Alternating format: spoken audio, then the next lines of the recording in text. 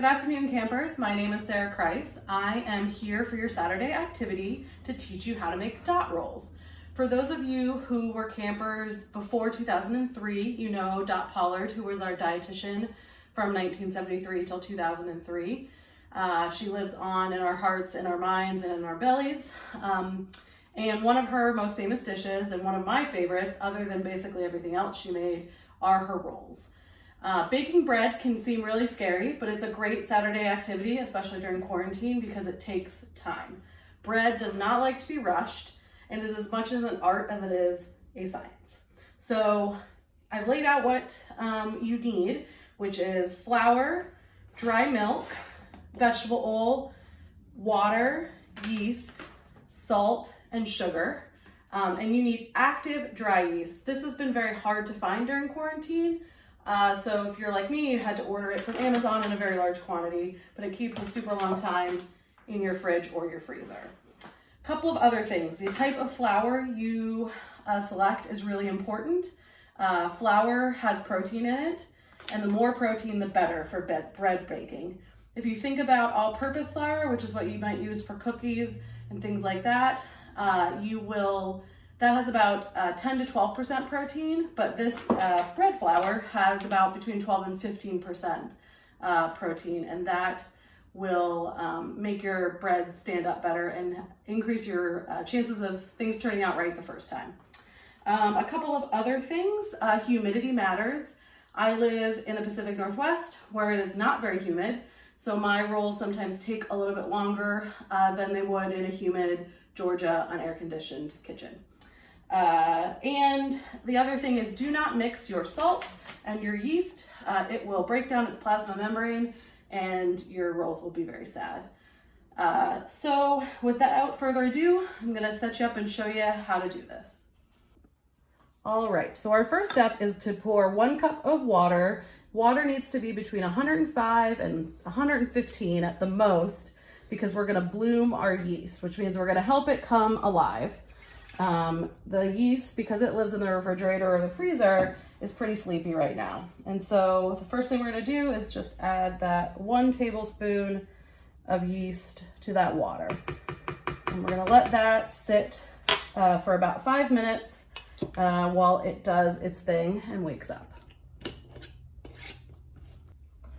All right, and while our yeast is waking up, we're gonna mix together our dry ingredients. So it's 1.5 teaspoons of salt. And this is natural salt, but any salt is fine. This just happens to be what we have. And then we're gonna put in 1/4 cup of sugar, just your plain old granulated sugar, and then 1/4 cup of instant dry milk powder. This comes in a big package. You won't use all of it. I don't use it very much, but it's good to have it a pinch. You can make non-fat skim milk out of it if you don't have any regular milk. So another 1/4 cup of that. So we're gonna mix all those guys together and give that a whisk so that they're all incorporated. And then we're gonna add that into our yeast when it's ready. All right, due to the movie magic, our yeast has now bloomed, which means it should have a kind of foamy appearance on top. It's hard to see on the camera, so you'll just have to trust us on that or ask a grown-up. So the next thing we're gonna do is mix in our dry ingredients. So just plop those guys in there. All right, and give them a little whisk.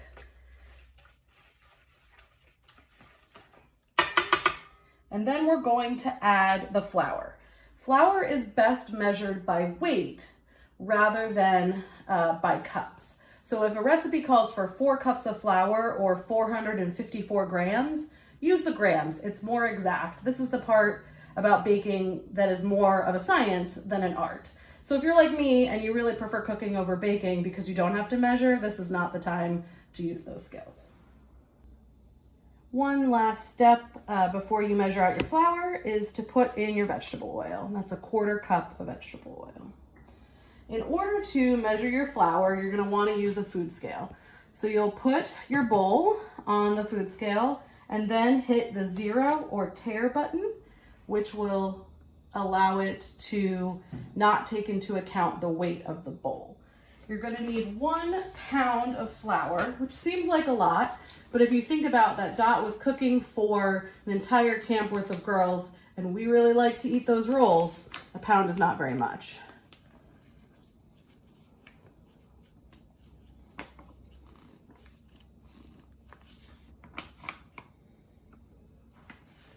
All right, and if you're like me, you're just a hair over, you just grab a spoon, probably the teaspoon that you used for the yeast, and just scoop a little bit back into the bag.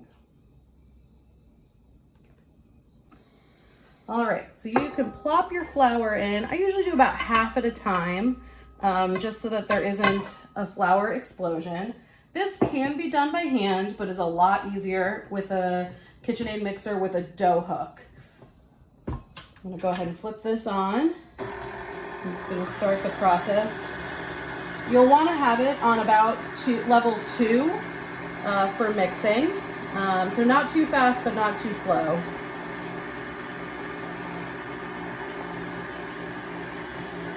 Plop in this other part.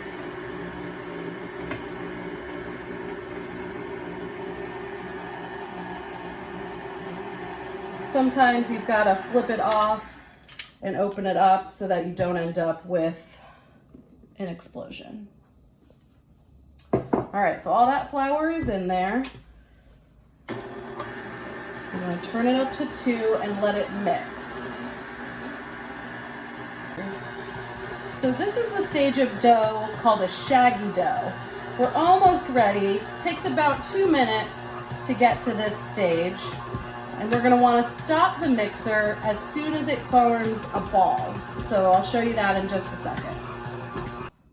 Okay, so you're gonna wanna turn your mixer off when the dough starts to stick to the hook. It's not too sticky. You can see it's still a little sticky, and that's okay, because we're gonna put some flour down when we knead it by hand.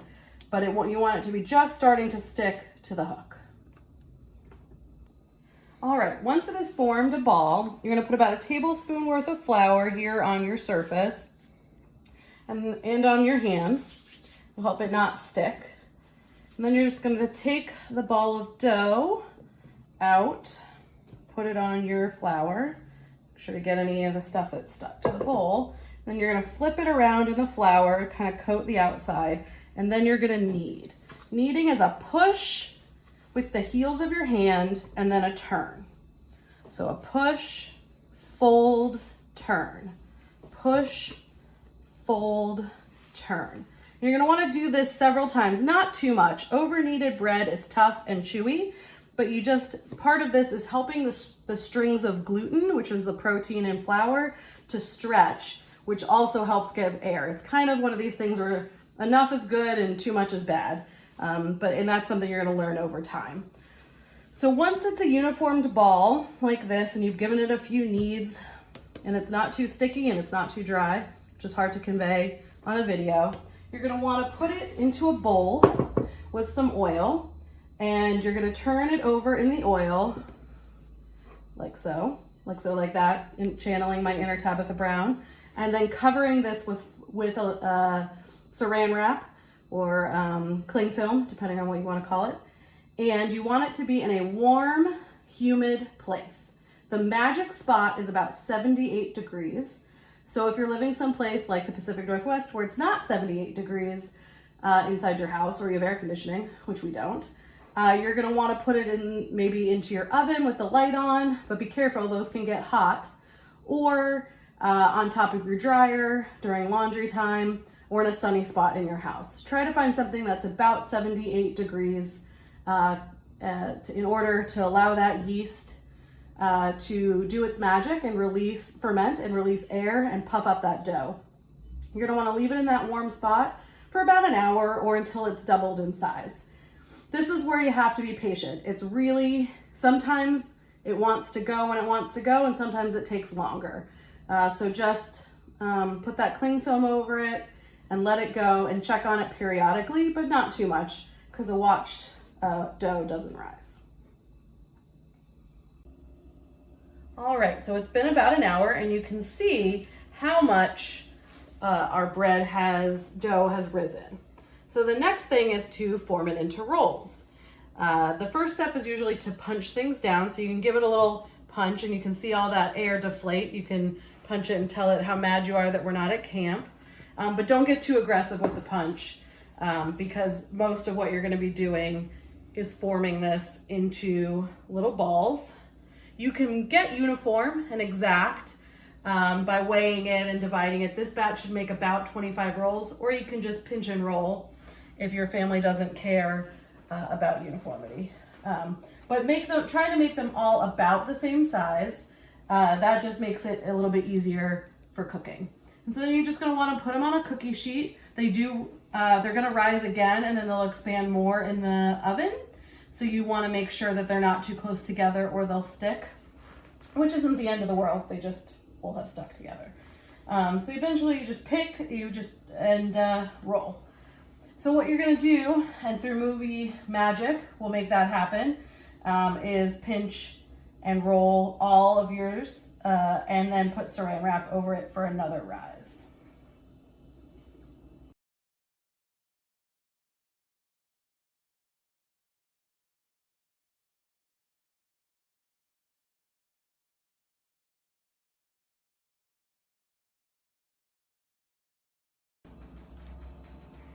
All right, so our rolls are done.